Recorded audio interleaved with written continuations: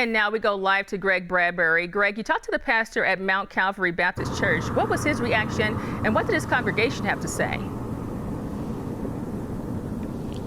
Good evening, Chandrea. It was really a beautiful scene here earlier tonight. A small group of church members came together to sing and discuss their feelings about the verdict. Many of them said justice had finally been served. Tonight, members of the Mount Calvary Missionary Baptist Church came together to celebrate. We don't often get a chance to celebrate, when it comes to the judicial system in America. Dr. Marvin Hugley is the pastor of the church. He says he's seen the verdict go the other way too many times. We have the emotions, but they're negative emotions because after, we hear the verdict and it is not favorable, for us in the Black community, we're angry, we're discouraged.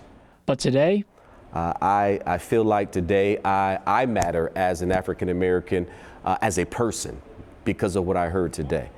However, he adds that it's not over. A verdict was given, but there has to be a sentencing that follows. And I think there still needs to be justice done in the sentencing, because what good is a guilty verdict if there's then handed down a light sentence? And Greg, I have another question for you. What did the pastor say about moving forward? Yes, Andrea, he said that no matter your background, we really need to be able to come together. Now, one thing he said he was looking forward to was speaking to his two African-American children about how justice can be served here in America. Now, one of the other things I spoke to the pastor about was that in this case, it was an isolated incident the jurors had to look at, but this isn't an isolated incident across the U.S. and really across the world. And one of the things I know you have covered was that in Ferguson, we've seen this before where the verdict went the other way. That's absolutely true.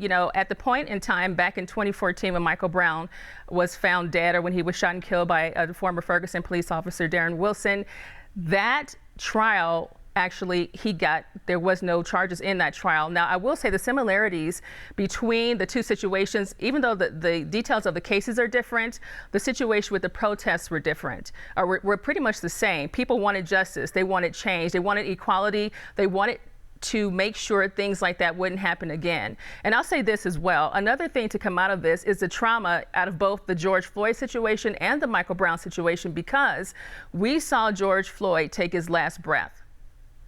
Michael Brown was in the street. His body was in the street on a hot summer day for more than 4 hours.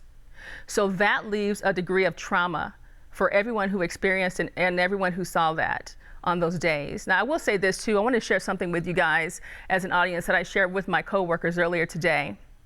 If you are a person who was watching the verdict to see what was going to happen and you felt uneasy, you felt some tension in your gut, you felt uncertain about what was going to happen, maybe your heart rate went up, you felt a little stress, well, magnify that times 10, and that is what Black people in America experience every single day in this country.